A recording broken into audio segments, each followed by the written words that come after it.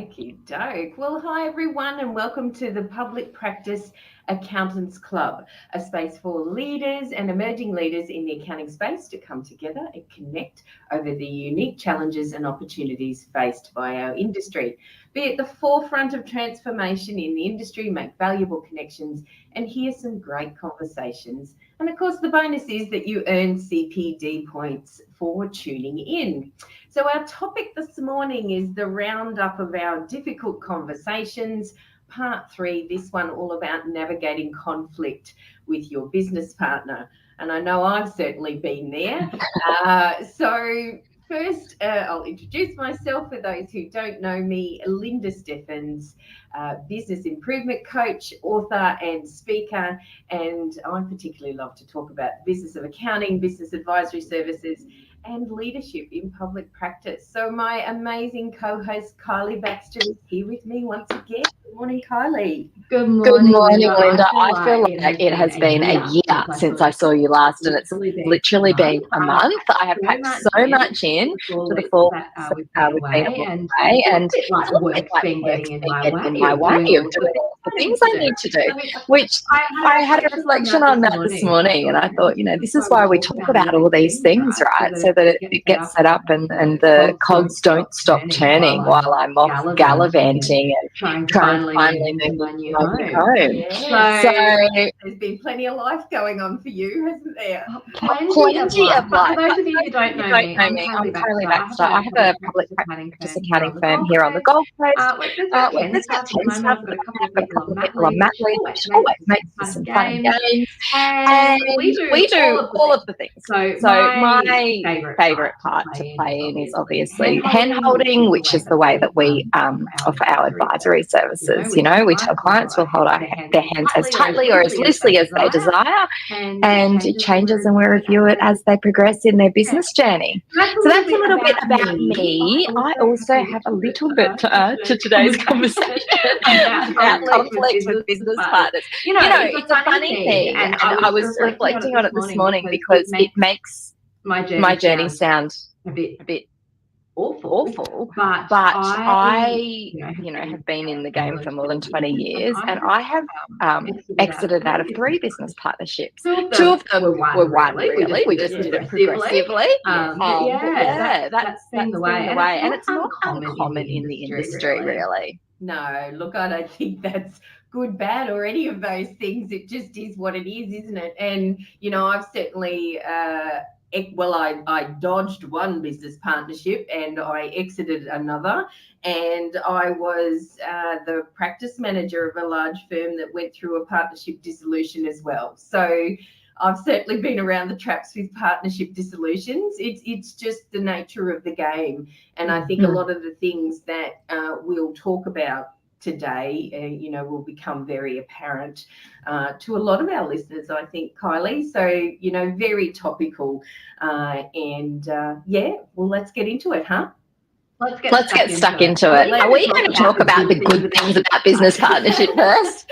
Even we can do that. We can do that. We'll set that up because we don't want to talk about, because really all the good stuff about business partnerships is why we go into them, right? And, I think where things start to become unraveled is where we don't quite manage them, and then we end up having to have the difficult conversations. So I think that's a great way to tackle that and talk about what we can do proactively first before we end up in the difficult conversations. I think that's a great way to go. Awesome. Sorry. No, I was just going to say awesome, because I don't want to put anyone that may or may not be listening, watching now or in the future off business partnerships, because they are valuable and they are wonderful, and they can really help move your business from here to here, which is where most people want to go. Absolutely. So as an introvert, everybody knows I talk about being an introvert quite a lot. I certainly tend to fall into the pattern of avoiding conflict. So unfortunately, this was one of the reasons my own business partnership failed quite a number of years ago. I swept some problems under the rug rather than having those tricky conversations as the issues arose. So business partnerships, as we know, can be just as complex as any other type of relationship, no matter how healthy the relationship is or isn't, because there's times when you will feel frustrated or upset with your partner. So we see that when we end up in the spot of difficult conversations, that low trust and poor communication are generally the two primary reasons why 70% of business partnerships actually fail. So it's vital that we have these difficult conversations, but just as Kylie and I said, we're going to talk about all the good stuff about business partnerships to start with. So let's get into that, should we? Why should we form a partnership in the first place, Kylie? Wouldn't it be funny if I had nothing to add to this contribution now? I'm joking. I'm joking. Why should we form business partnerships? Well, business partnerships have their absolute place. You know, if you have been a sole practitioner, you know that you're always looking over your shoulder, looking for someone to turn to, looking for someone to bounce things off. And that might come organically through someone working their way up through the firm that you want to give that opportunity to. Or you might actively go outsourcing that. So the reason business partnerships mostly exist is for support, for growth of the business, and a lot of it I find has got to do with staff management. Usually with business partnerships, you find that different skill sets are brought together, which make one perfect sort of complement to each other. And I should add here that I always talk to people about, going into business for someone is like getting married to them. You need to consider them in every single decision that you make, and you need to be thoughtful with them just as you would your own spouse. So business partnerships absolutely have a place. If you feel that you're lacking in one area and want to bring something in, there's an opportunity to merge, they're wonderful. And if you can tend to that partnership and maintain it, that's great too. But sometimes you do all the good things and it still doesn't go right because people want different things. Yes, that's entirely true. And I think, I will absolutely espouse the benefits of partnerships as well. Even having a partnership failure myself, I'm still involved with 3 businesses now that are all partnerships. So, and for exactly all of those reasons. So complementary skill sets has been the big one for me. I'm an accountant and an introvert. And so, often I go looking for people that are opposite to that, that might have skills in marketing or business development or a different way of looking at things. So, that's where my business partnerships have been formed of recent times. I think also too, you're right, we go looking for capacity and staff management or adding some additional clients to our practice or a different client set, so those types of things come into it. And of course the availability of resources, whether that's time, whether that's money, whether it's knowledge, whether it's expertise, all of those things. So yeah, absolutely. And one of the big things, my second point on my little research that I do here, says investing the time. It's crucial. So, you do have to invest the time. This whole I'm busy, I've got all this work to do. Well, that's not going to cut it when it comes to your relationship with your business partner. So it's very important to put the time in and find out from them. And well, initially you probably want to do it before you go into partnership. But then it's just ongoing maintenance, really, isn't it? Like you said, it's like a marriage.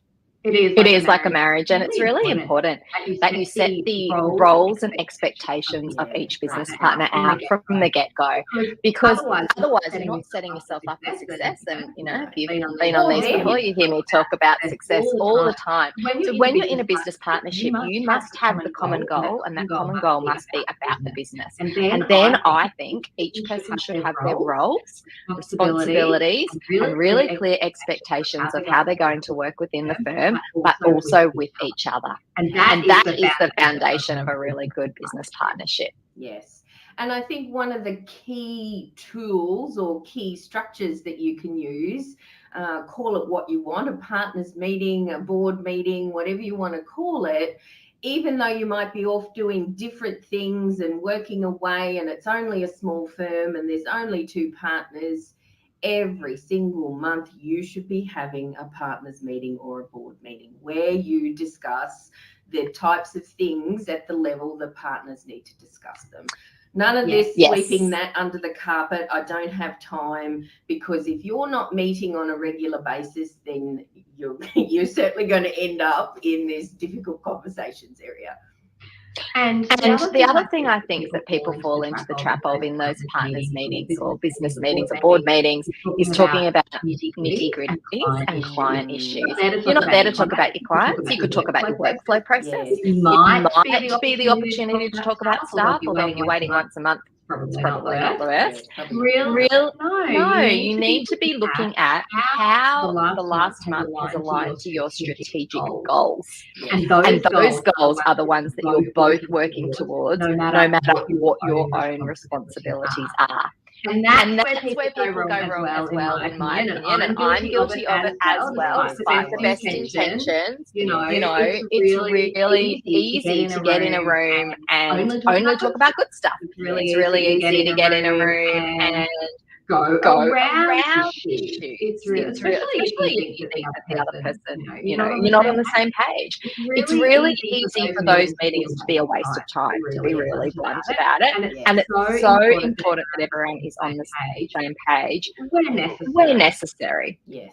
Mm-hmm. And I think you raise a very good point there about getting into the day-to-day operations. If you understand anything around board meeting, partners meeting, they're strategic. They're, much higher level. They're not about day-to-day operations. That should be another meeting.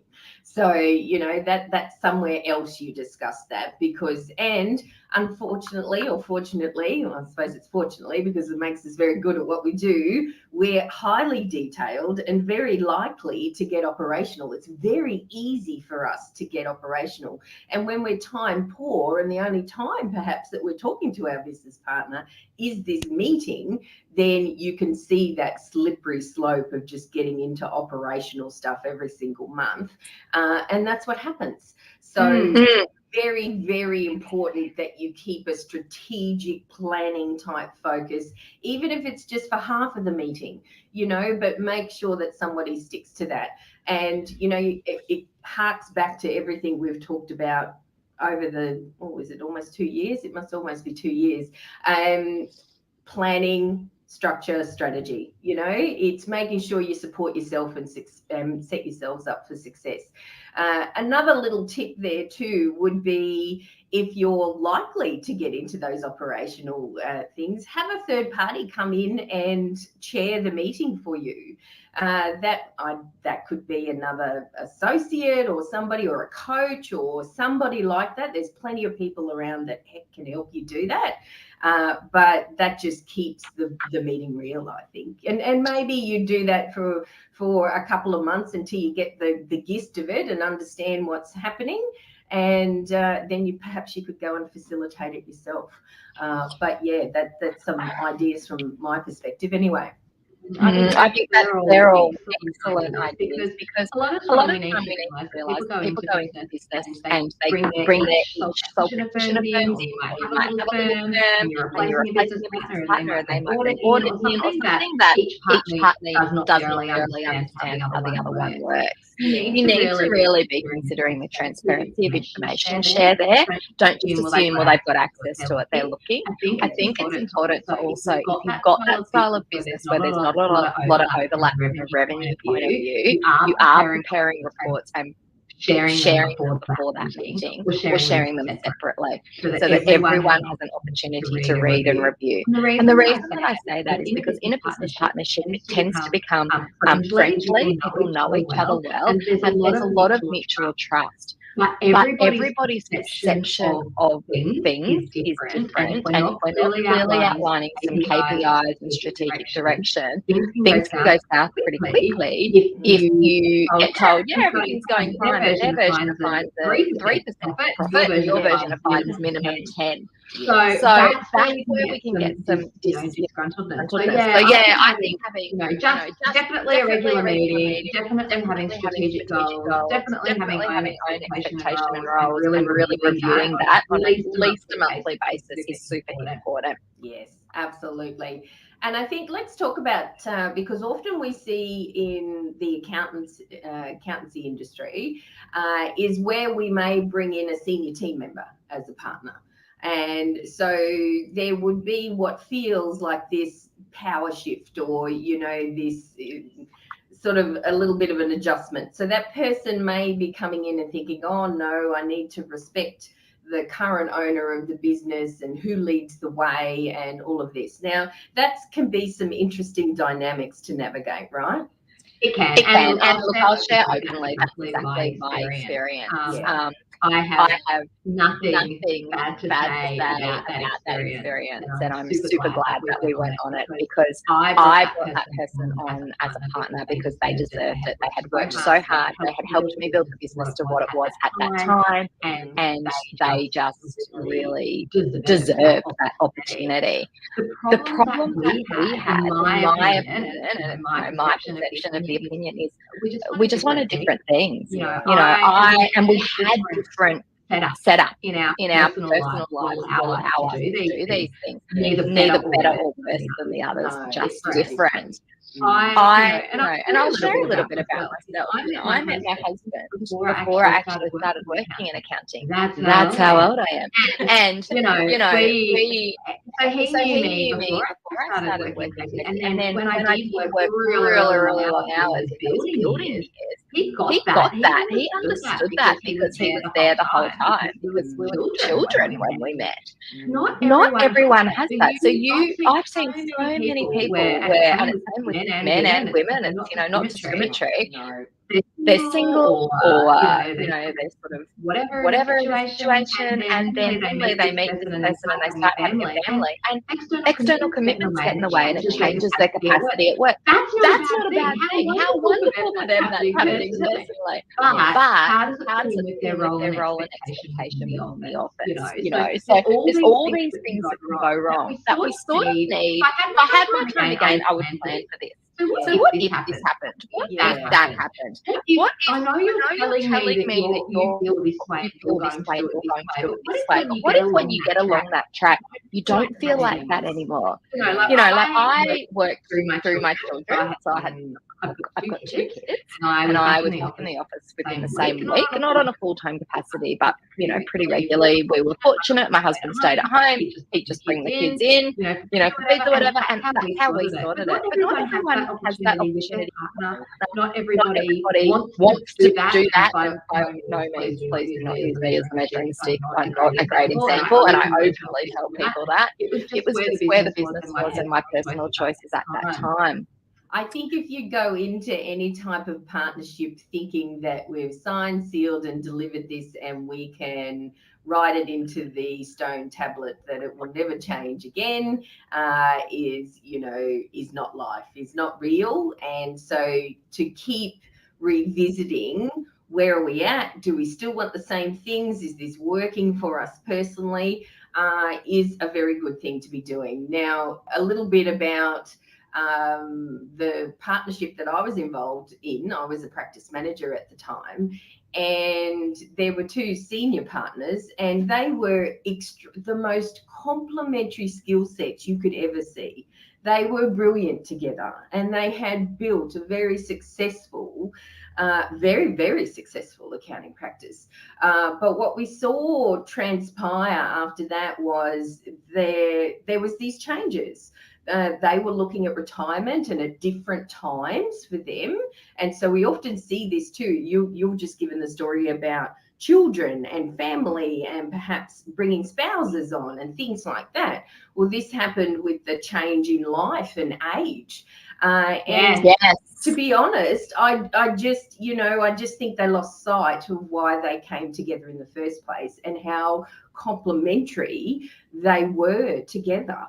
And then there were new partners involved as well, and so things got quite mixed up there towards the end. But for good or bad, those things have happened. But I do think that there was a breakdown in communication, and not enough around why are we here and what's changed for me, and really the ability to be able to appreciate that things have changed, that we can't just go, well, 10 years ago you told me that this is what we were doing and this is what I've done, and I want to stick to that. It's like, well, you can't. You've got to be a bit flexible about that, don't you, really? You You really really do. And let's think about the typical accountant's profile. And I don't feel that I'm fit into the stereotype exactly, but a lot of us have many of these traits, and that is we like to do the same thing all the time. We like to know how it works. We don't really like to change. We do like to set and forget. And that's why I think, particularly in the accounting industry, we do get a lot of shake up in partnerships because of that accountant's profile. Yeah. My other experience story was that when I came came as a partner, which was one of the other partners semi-retired, which which was was fine. fine, super strong communication. But Again, like what you said, I don't think those existing partners realised how much they complemented each other. And then in that respect, there was a lot of fallout and I think a bit of resentment when it came. So even though we know that people can be really transparent, they can be really upfront, they can clearly set out, everyone can agree, actually feelings get in the way and you just don't know how you're going to feel. The other thing that you have to consider is external parties, external influences. The business partners might agree on it, but what about their other halves? Yes, correct. And what about the staff? And what about the client? Everyone has a say on what's going on, who's doing what, how it works. And you can't get away from that. But it all has an impact on that relationship dynamic because at the end of the day, that's what business partnership is. It's a relationship. So what happens when things are not looking good, Linda? When things change.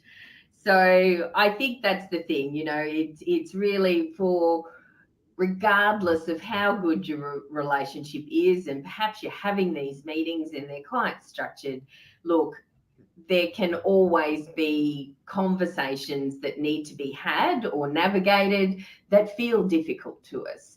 And there's varying degrees about difficult conversations. And I was actually having this chat with a client yesterday, and I just said to them, well, who says the conversation is difficult?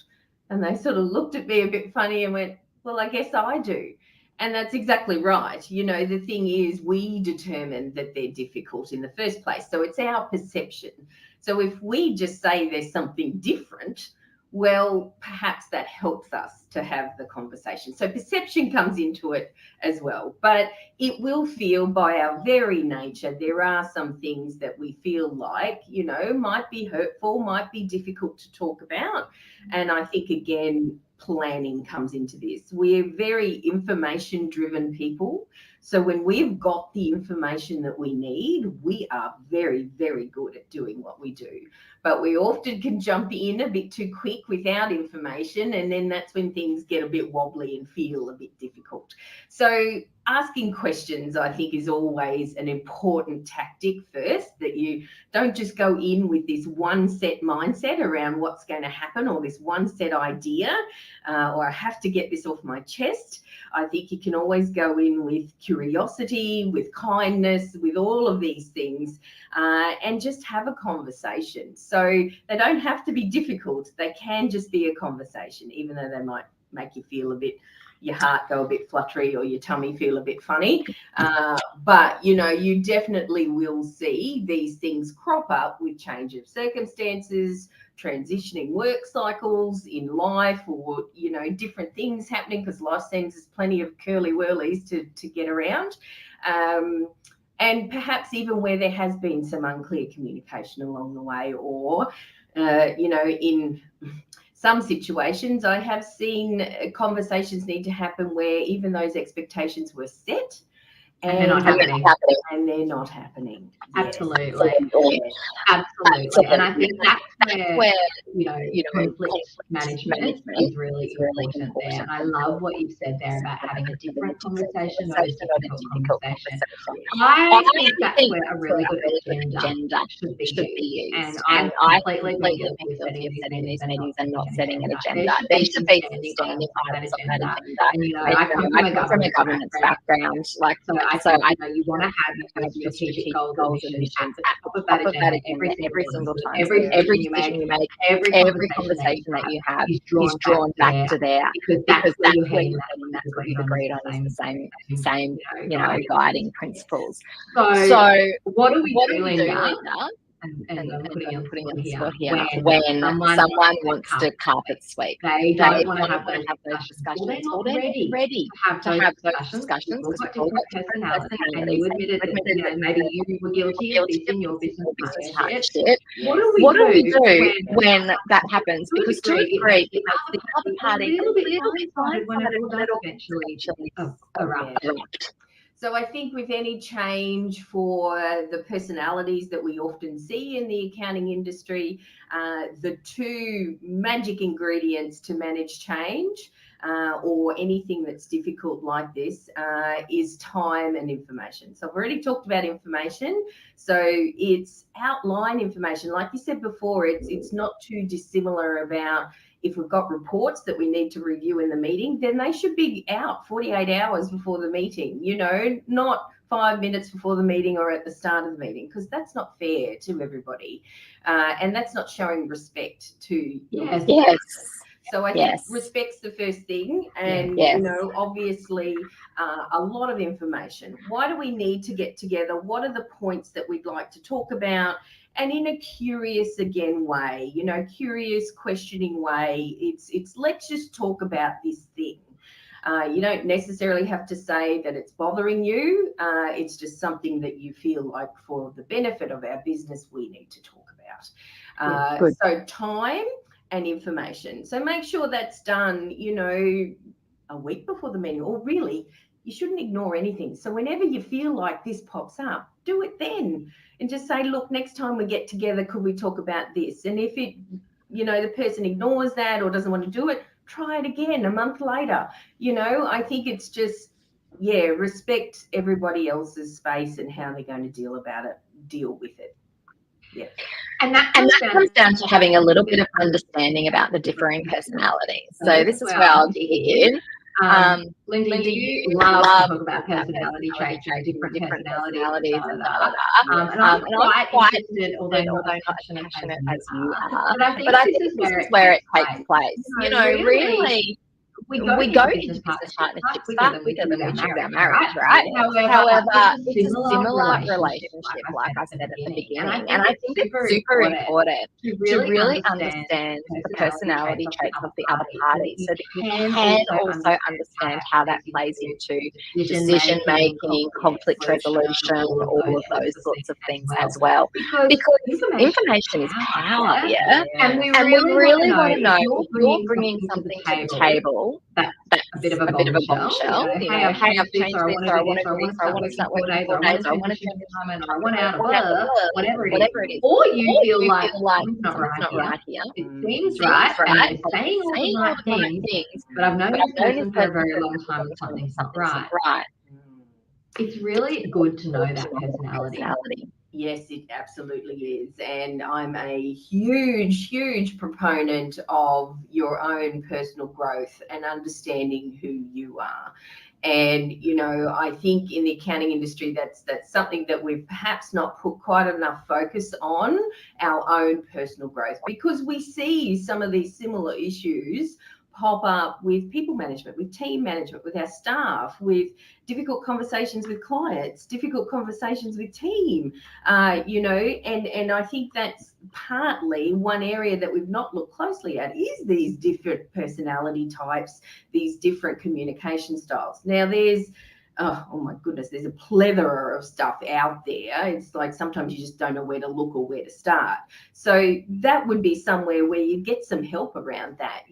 Do some little courses yourself, work on yourself, because when you understand you, then it's very easy for you to help or suggest that someone else do something similar, or that you could use that same sort of learning and apply it. I want to get to know Kylie better.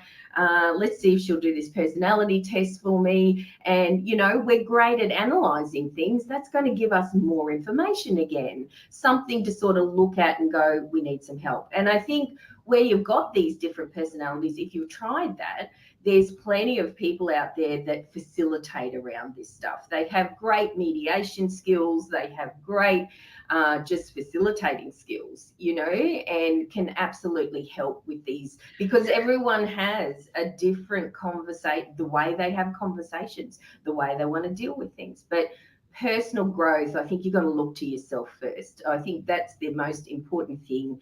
Understand how you go about things. Now, I know 100% that I can be a bit of a bulldozer, you know, and I'm just like, I got to get this done, so I'm going to do it right now. Now, I'll take my personal relationship in. My husband is entirely different. He's a little more go slow, chilled as anything. And I come waltzing in, bulldozing in, doing all of these things, and it's just like throws him for, you know, nothing. So the first 5 years of our relationship was spent arguing over that type of thing. So, you know, if we just understood, and I do now, I can see the ticks and everything that go on. It's like, whoa, Linda, you just got to come back a bit and respect the way he goes about things and just, you know, wind back how you do things. So you've got to understand yourself first. But good word used there, Linda, and that's respect. Yeah. I think that, and we know what what you you're if you think think about it in your personal relationship, it's easier, right? right? We are so comfortable, we are so confident, and sometimes we're not the best version of ourselves in that space, because that's where we go to be safe. That happens in business partnerships too, particularly long-term ones, where you become very comfortable with each other. Sometimes the respect goes a little bit out the window because you forget that it's actually a relationship that needs to be nurtured. It's not a given. No. It's a privilege to be in that relationship. And I think respect is one of the places where that you know, people feel disrespected, everything just goes poorly. So it sounds like a super obvious one, but you need to go into each and every interaction with that business partner with respect. Absolutely. And I think energy comes into this as well. If we're in a position where all our energy is being devoted to client work or client meetings or even team interactions, and we've got nothing left for our business partner because when we're stressed, when we're low in energy, we will naturally resort to a very natural instinct on how we go about things. And it's very difficult for us to maneuver out of that if we're low on energy. So if your weeks or days are spent doing all of these other activities that just drain you completely of all, I call it people energy, you know, and I know that my empathetic bone is done and dusted by 3 p.m. in the afternoon. Don't be trying to talk to me about anything too much after 3 p.m. because I know I'll just bulldoze. But I'm aware of that, and so I don't have any of those difficult conversations or conversations where I need to have, you know, I need to be, like you just said, ideally the best version of myself. So again, a bit knowing yourself. But yeah, if your weeks are so demanding with clients, then you probably want to look at what you've got happening there, because your business partner deserves the respect and the time from you to, you know, to be able to take on these conversations or have these discussions. Otherwise, you're going to end up in difficult territory all of the time. Yes, completely.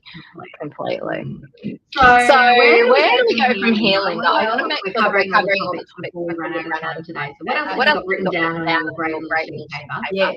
Well, I think if we find ourselves invariably in a difficult conversation, what do we do?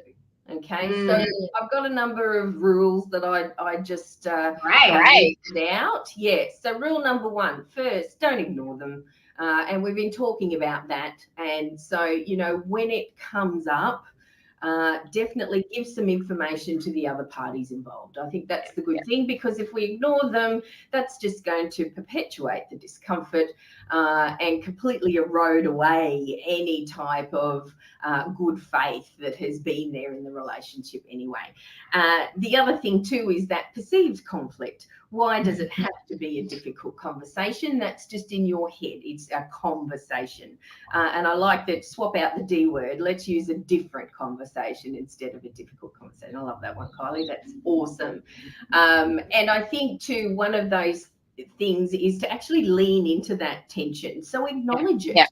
Actually say, oh, this makes me, not in a feel sorry for me way. That's really important. You can't play the victim in these things. But this makes me feel uncomfortable, but I know it's important for us to do this. And if you said those words to me, Linda, I would. It would diffuse. I would be pretty angry about the situation, but she has openly said she's uncomfortable. If I go at her, she's not going to shut down, and I'm not going to get anything, or I'm going to get an aggressive response, which is actually not what we're after. So it really diffuses, because sometimes when we have sleepers, the person on the other side is aware that person does that. So they just go at it like a dog with a bone, because they're not getting anything from that person. And that is, the definition of insanity is doing the same thing over and over, expecting a different outcome. And that's what that is. You are not going to change that person's personality or the way they work. So you really need to figure out a different way to come about it. And a lot of the times, and I'll be honest, the person on the other end that knows, that rug sweeper has got an issue that they're not raising, it's so frustrating because you've got no idea what it is. Yes. I quite often find myself quoting that, we can keep banging our heads against the wall, but all we're going to get is a sore head. So, you can either have a sore head, or you can actually go looking for another way to go about it. So, but if anybody wants to watch something on difficult conversations, I particularly love Simon Sinek's work, and he's got some great little videos around difficult conversations. So highly recommend going and have a look at that. Rule 2 is all about completing them in a timely manner. So don't sit on them. Yes. Just it's almost the same as don't ignore them. But, use that supportive, communicative, curiosity style and initiate the conversation. Even if this conversation takes weeks to get through to the ultimate result, doesn't matter. Start it, I think, is the thing. And sorry if I'm feeling your thunder, but I think also set milestones. So you know there's an issue. There's an issue. I'm a personality. I want to get the issue. I want to come up with a solution, even if it's temporary. The next time we catch up, I want some strategy, and I want outcomes. A lot of people need that. So I think milestones is a really good compromise in that space. Okay, we're not going to solve this overnight. How about we go meet in 3 days and we talk about these are the things we need to think about between now and then. With the aim of in that meeting, we then work out a plan, or we do this, or we do that. And you just have to agree on that first bit. You don't have to set the milestones forever. Only other thing that I like to do when we talk about milestones is set an overall time frame. Ideally, let's agree this should be sorted out by the end of the month. Yes. Which means we've got to backwards engineering when we're going to meet to talk about these things. Because it allows that other person to go, okay, I can go away in my own time and space and think about it, but I need to think about it on this day. I can't just put it out of my head.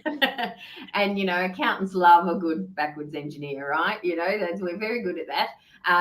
We also, what you've instinctively done there, Kylie, is put in that magic ingredient of time. Yeah. That's entirely it. Time and information. 100%. Perfect. Rule number 3, stick to the facts. It's not about emotions. It's not about, just going off and, 5 years ago when you did this really tipped me off. And, like, oh my goodness, it's not about that at all. You're laughing very hard, Kylie. Have you done that before, or had that done to you? No, that's what we do in our personal relationships. Yes. You know what I mean? Remember when your mum came and blah, blah, blah, when we first got married?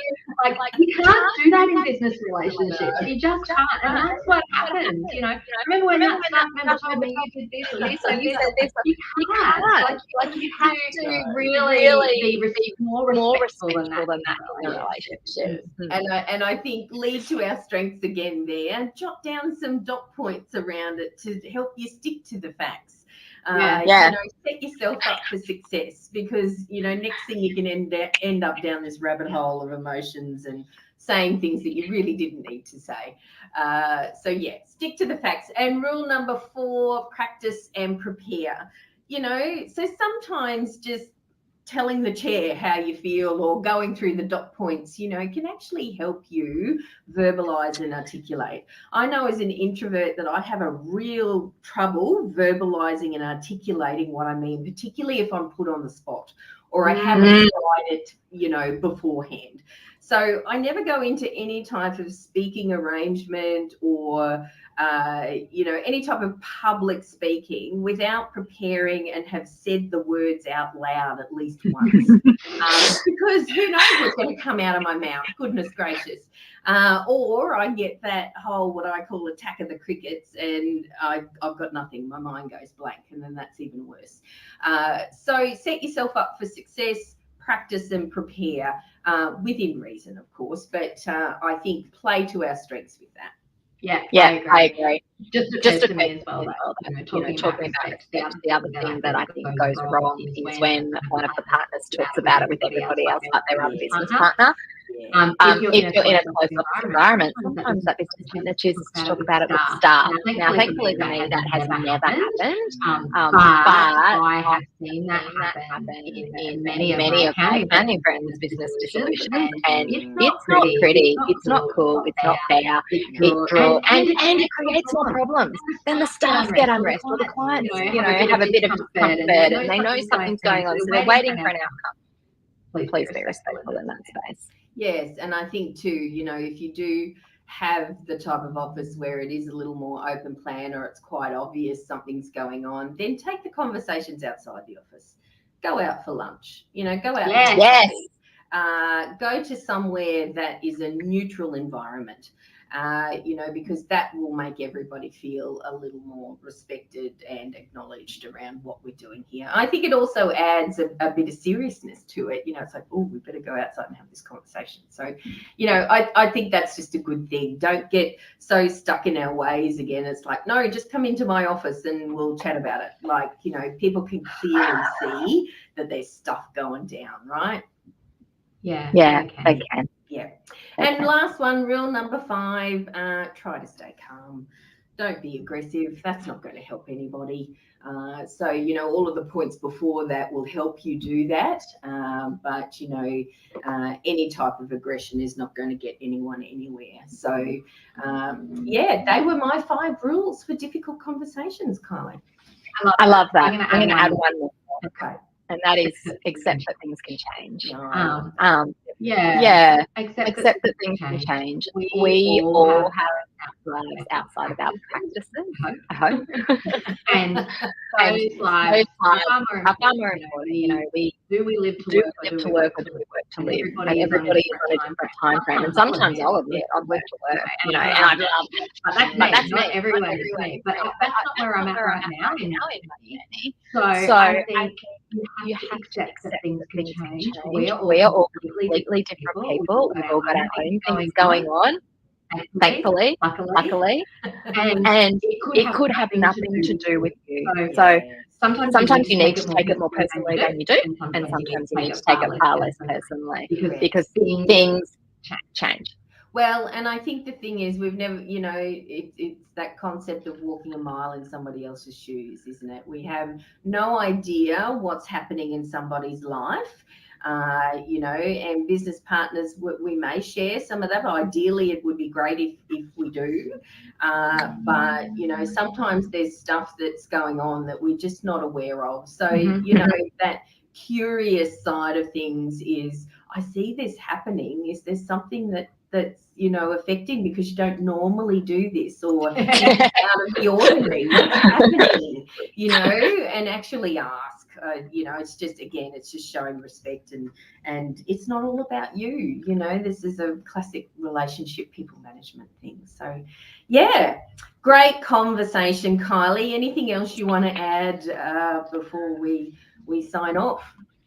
Don't throw the baby out with the bathwater. You've got a really great business relationship. Having issues over one thing that will snowball into other things, and then suddenly you feel like nothing's going right. Get some advice, get a coach in, get a mediator. You know, this relationship is important to you, and it affects the clients and it affects your staff. So it's so easy, so emotionally involved.